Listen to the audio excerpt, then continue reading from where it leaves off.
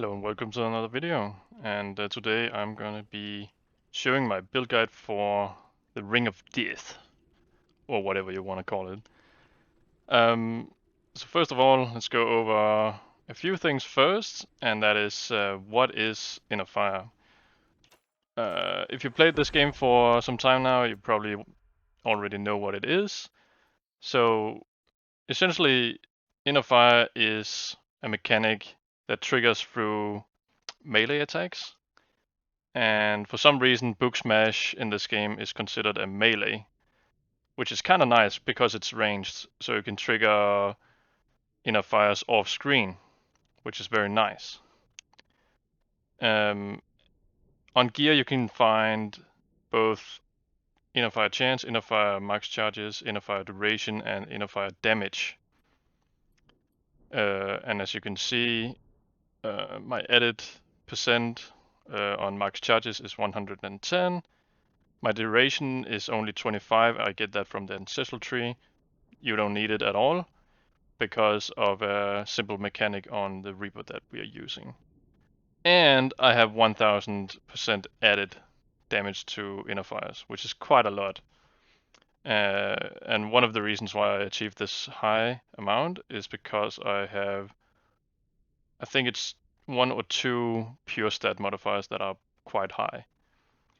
Now, the Reaper we are using is Staff of the Concentrated Inner Strength. This one pairs very well with Inner Fires to make it deal significantly more damage for a few reasons. So first off, we get quite a lot of increased Inner Fire damage, 340 to be exact. Another thing is a lot of flat damage added from our Reaper itself, because of this one line. It says you have 5,500 Inner Fire damage. Inner Fire damage is equal to 170% of your Reaper damage. So this adds up quite well, but not in a super significant way, because like raw damage is probably where the most of your damage come from. And then the next line is very important. You have 28 Inner Fire duration. And Inner Fire duration is equal to your max Inner Fire charges, which is kind of nuts, because on this build, when we do some crits, we will get this all the way up to, I think it's like 130 or 140 seconds of a duration. And when you have that much, you will never run out of Inner Fires ever, which is very nice and a very big quality of life of this character. And the reason why we can get that many is because of, first of all, we have the 110% increased max Inner Fire charges, and the Reaper itself gives us 170% multiplier to that amount. But by base, you have 5 Inner Fires. But because of this ring right here, we can get 18 on top of that. You can get this all the way up to 20 if you get it at reinforcement 15. So you will actually have a base of 23 when you do a few crit strikes on enemies, which is pretty much up permanently, because it refreshes its own duration every time you crit an enemy, which is quite nice. Now, the Reaper has Primordial Malediction, but in my eyes it's actually just a buff, because Reaper damage is now added to Inner Fire damage instead of skill damage. I mean, it's just a way of saying it's pretty much double dipping, with the Inner Fires have equal to your Reaper damage, but you also get another 100% of your Reaper damage added to Inner Fires. So that's great. Now, to the meaty stuff. We don't care about fast expansion because our generation of Inner Fire charges is quite significant. So the thing we care about the most here is concentration, the skill at the bottom. So for the next 7 seconds, Inner Fires rotate faster, and I'm pretty sure it means like twice as fast. I'm not sure, you can quote me on that. And it deals 170% increased damage and another 170% increased damage to elite enemies. These are both multipliers, and the faster rotation is also like a 2-time multiplier because it hits so much faster. So the amount of damage we can put out on this character is pretty ridiculous if you have the node that allows you to make it into a ring. Ordered fire is what it's called. So this one makes us able to absolutely blend everything, and that's why I call this build the Ring of Death, because if they enter the ring, they are pretty much instantaneously obliterated from the world. That was a hard word to say. So that's about it for the Reaper. For runes, I couldn't really figure out what would be the best option here.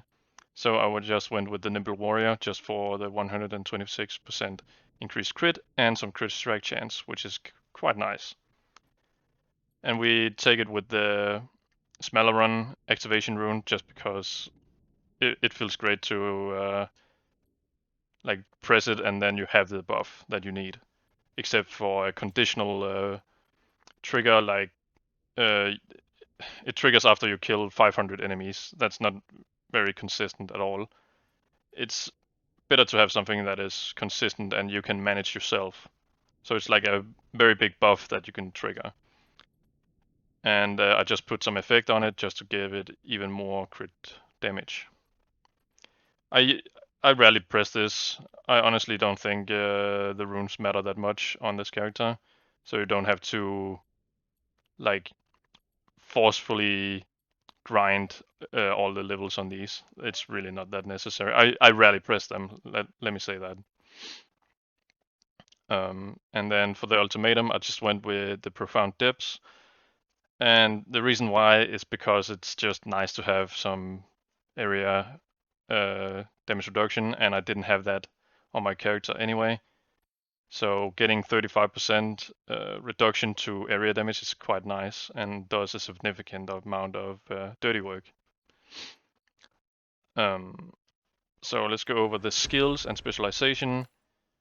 There's a good reason why I take the phlegmatic caster. I'm not sure how you say that. Phlegmatic caster, whatever.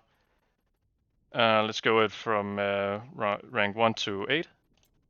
At rank 1 we take the experienced battle mage, which grants us 40% increased crit damage, which is nice. We don't have that much on our gear.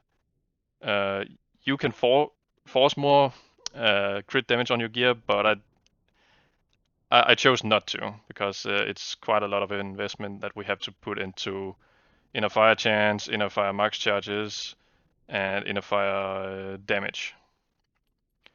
The next row is not really going to matter that much. You can take whatever you want pretty much. So I just went with this, Clone Wars. The next one is a weird one because Lifesaver doesn't really seem to affect like the mana amount. Like I do get life from Life Leech, but I don't get any mana leech, I think. It's kind of bugged on some abilities, I think. But we have another way to mitigate the mana cost on this character, so we don't care about it, honestly. You can take anything else if you want to. The next row is honestly kind of bad as well. We took Blast from the Past, where Remnant skills deal more damage. Doesn't really affect the character at all. Next is what makes this build able to do what it does. Making the Ring of Death. So inner fires rotate in the same orbit, and it gets a 50% increased damage bonus. That's great. That means we can like force our single target into a single point where it just deals I don't know how many millions of DPS. It's crazy. So this one pretty much enables the character to do a lot of single target. Next is going to be Temple Clones, cannot be targeted anymore. I mean, I don't really know. You could probably take this and get more out of it because it kind of taunts enemies, but it doesn't really matter. Next is actually kind of nice. Phlegmatic Shula makes you able to get another emblem. Instead of 3, you have 4. And there's a good reason for that. As you can see here on the emblems tag, for each arcanic emblem you have attack speed, temporal emblem, you have cooldown, but the important one is obliteration emblems grants you skill damage, which is pretty much raw damage. So because we have 4 of these, we get 20% skill damage multiplier. I think it's actually just raw multiplier, but I'm not 100% sure about it. So that's a 20% multiplier on the character for at least raw damage. And then in the last row, we take this heavier cannon, which makes us able to tank a bit more, as well as getting some more animation speed. And the reason why I'm calling it animation speed and not attack speed is because it should be called animation speed, I feel like, because it's not really like attack speed. It makes your character animate the cast time faster, which is kind of weird. Because in other games, if you had 15% attack speed, it would reduce the cooldown, right? So yeah, it's in a weird spot at least.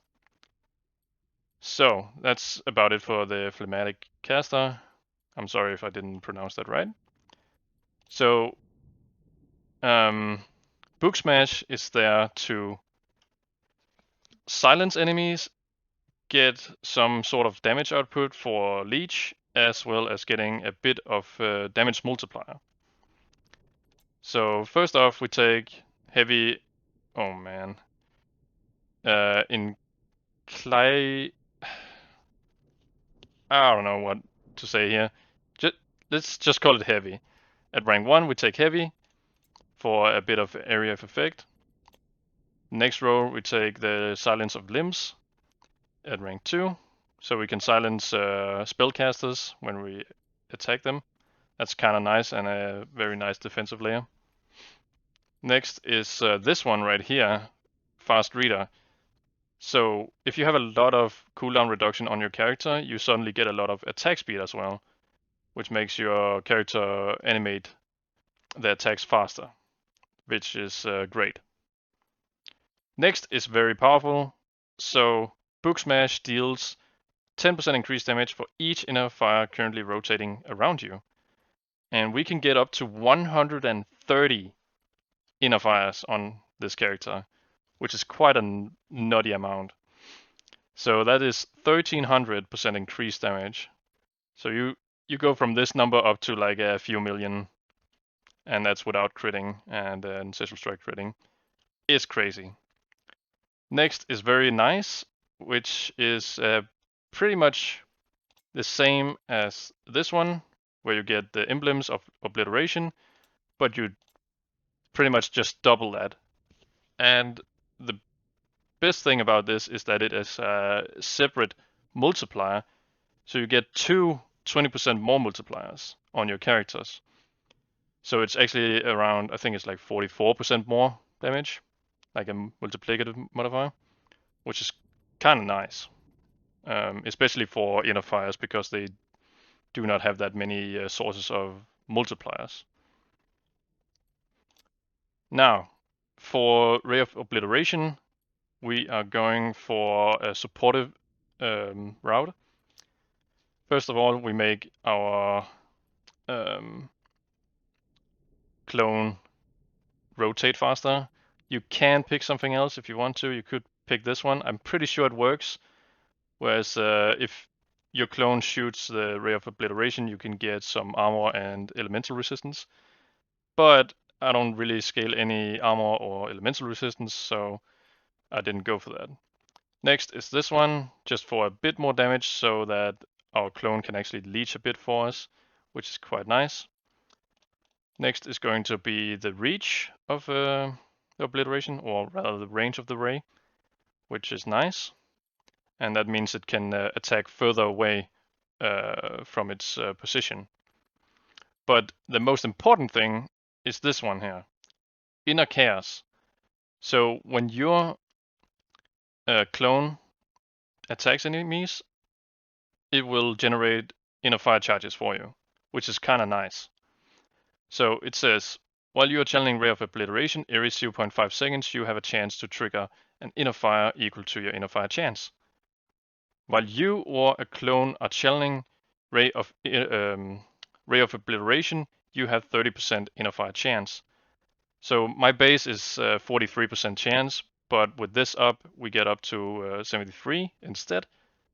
That is massive because in recent patches they made it harder to actually gain inner fire chance on your character.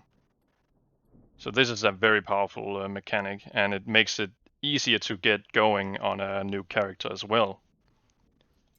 And then we pick the clone just so we can make it automatically trigger for us. And even though the clone is shooting, you can still like get the inner fire generation, I should say. That's for the skills. Let's go over the gear real quick.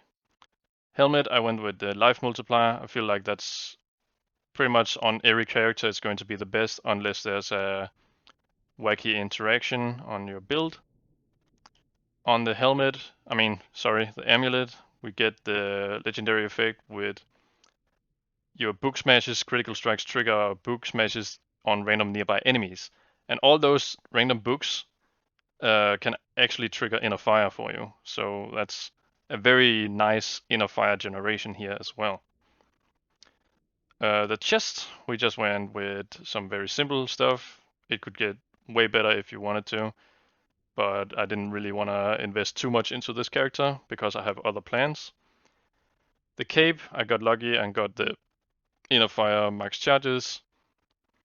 The belt is the 22% of your damage taken is staggered over 10 seconds, but if you deal ancestral strike damage, you will remove the staggered damage.